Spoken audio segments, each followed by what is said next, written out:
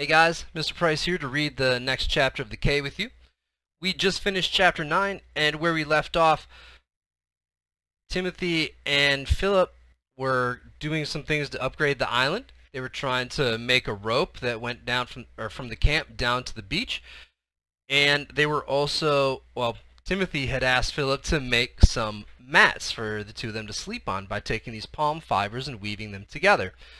Philip said that he couldn't do it because he was blind. And Timothy wasn't taking that as an answer. He kept pushing him. And Philip got quite rude and said some racist, nasty things to Timothy. It was really hard to hear that. It was a poor display of character on his part. But then, at the end of the chapter, Philip kind of had that realization that they were making that rope for him. Timothy didn't need the rope to get down from the camp to the beach. He was just fine. It was for Philip. They were doing these things to help Philip, and then he's not even willing to do anything to help them either.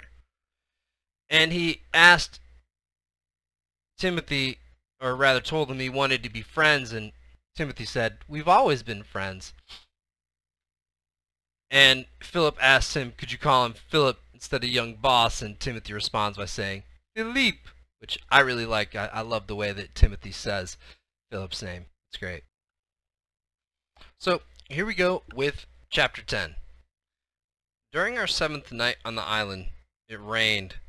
It was one of those tropical storms that comes up swiftly, without warning. We were asleep on the palm mats that I'd made, but it awakened us immediately. The rain sounded like bullets hitting on the dried palm frond roof. We ran out into it, shouting and letting the fresh water hit our bodies. It was cool and felt good. Can you imagine how good that must feel? Just, visualize it for a second. They've been on the ocean for, all these days. Nothing but salt water all around them. A tiny little container of fresh water that's okay for them to drink. And now it's pouring cool, refreshing, clean water from the sky for them. And that would just be a joyous occasion if you were on a desert island. Timothy yelled that his catchment was working. He had taken more boards from the top of the raft and had made a large trough that would catch the rain. He picked up bamboo lengths on the beach and had fitted them together into a short pipe to funnel the rainwater into our 10-gallon keg. It rained for almost 2 hours, and Timothy was quite angry with himself for not making a second catchment because the keg was soon filled and overflowing. We stayed out in the cool rain for 20 or 30 minutes and then went back inside. The roof leaked badly, but we didn't mind. We got on our mats and opened our mouths to the sweet, fresh water. Sorry about that. Stew Cat was huddled in a miserable ball over in a corner, Timothy said, not enjoying it at all. I liked the rain because it was something I could hear and feel, not something I must see. It peppered in bursts against the frond roof, and I could hear the drips as it leaked through. The squall wind was in the top of the palms, and I could imagine how they looked in the night sky, thrashing against each other high over our little Cay. I wanted it to rain all night. We talked for a long time. When the rain began to slack off, Timothy asked me about my mother and father. I told him all about them and about how we lived in Charlotte, getting very lonesome and homesick while I was talking to him. He kept saying, "Ah, did that be true?" Then Timothy told me what he could remember from his own childhood. It wasn't at all like mine. He'd never gone to school and was working on a fishing boat by the time he was 10. It almost seemed the only fun he had was once a year at carnival, when he'd put on frangipani leaves around his ankles and dress up in a donkey hide to parade around with maki jumbies, the spirit chasers, while the old ladies of Charlotte and Molly danced the bambola around them. He chuckled while he talked about it. I could picture him in his donkey skin, wheeling around to the music of the steel bands. They had them in Willemstad, too. Because it had been on my mind, I told him that my mother didn't like black people, and asked him why. He answered slowly, "I don't like some white people my own self, but 'twould be outrageous if I didn't like any of them." Wanting to hear from Timothy, I asked him why there were different colors of skin, white, black, brown, and red. And he laughed back, "Why be fish different color, or flower be different color? I true don't know, Philippe. I true think beneath the skin is all the same." Her Jean Kier had said something like that in school, but it did not quite mean as much as when Timothy said it. Long after he begun to snore in the dripping hut, I thought about it. Suddenly, I wished my father and mother could see us there together on that little island.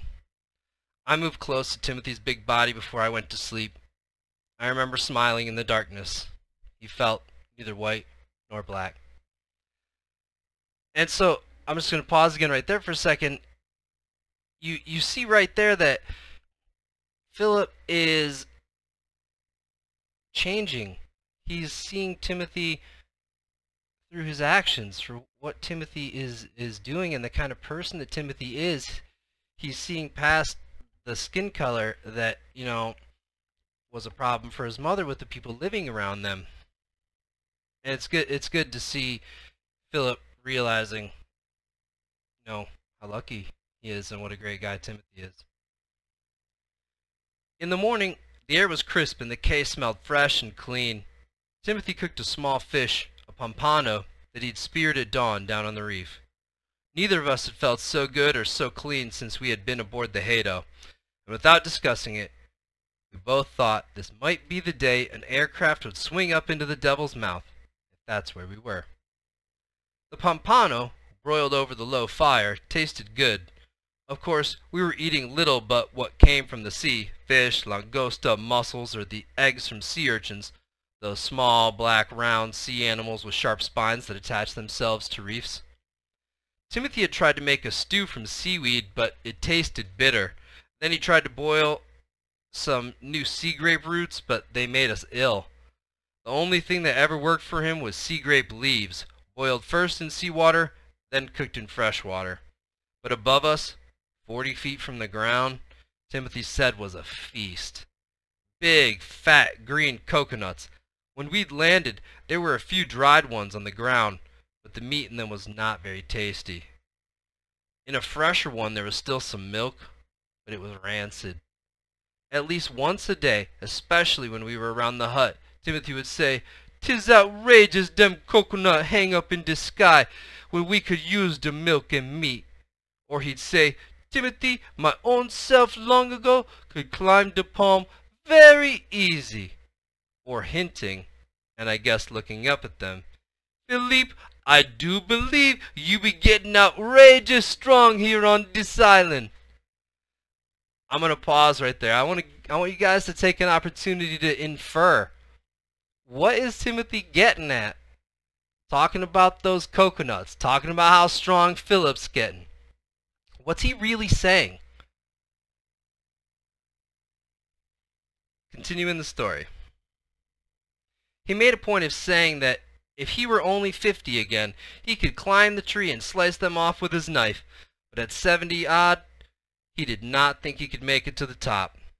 That morning over breakfast, Timothy said, looking at the tops of the palms, I'm sure. I want you guys to realize what happened right there. I thought that "I'm sure" was going to be part of the next dialogue that begins, and so I messed up when I was reading it. I self-corrected to change just the way that it's going to sound, the way that it's going to come off my tongue and flow, because that's going to give it meaning. And you guys need to be doing that too when you're reading. If you make a little bit of a mistake like that, acknowledge it and go back and read it so that it makes sense.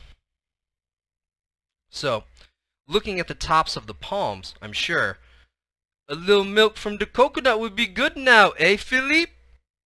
As yet, I didn't have the courage to climb the palms. "Yes, it would," I said. Timothy cleared his throat, sighed deeply, and put the coconuts out of his mind. But I knew he'd try me again. He said, "Dem devillin' coconuts aside, your mother would never be knowing you now." I asked why. "You are very brown and very lean," he said. I tried to imagine how I looked. I knew my shirt and pants were in tatters. My hair felt ropey. There was no way to comb it. I wondered how my eyes looked and asked Timothy about that. "They look without cease," He said, "They stare, Philippe." "Do they bother you?" Timothy laughed. "Not me. Every day I think what rare good luck I have that you be here with me, with my own self, on this outrageous humbug island." I thought a while and then asked him, "How long was it before that friend of yours, that friend in the Barbados? How long before you could see again?" Timothy replied vaguely, "Oh, many months I do recall." "But you told me on the raft it was only 3 days." "Did I say that?" "Yes." "Well," Timothy said, "'twas a long time ago, but he got his sight back to be true." He paused a moment, then said, "Now, I tell you, we got much work to do today." I noticed more and more that Timothy always changed the subject when we began to talk about my eyes. He would make any kind of excuse. "What work?" I asked. "Now let me see," he said. "For one thing, we must make another catchment, and we must go to the reef for food, and I waited. Timothy finally exploded. "Now that is a lot of work, Philippe, to be true." So when Timothy's talking right there, for one thing, we must make another catchment, and we must go down to the reef for food, and what do you think he was gonna? The other thing that's on the tip of his tongue. Infer from earlier in the chapter your knowledge of what was the subject that they were discussing earlier. I hope you guys enjoyed the chapter. I like it. It's a bit lighter hearted, and it's nice to see the two castaways bonding and having this kind of rapport with one another. Anyways, remember to complete your exit ticket and have a wonderful day, everybody. See you soon. Bye.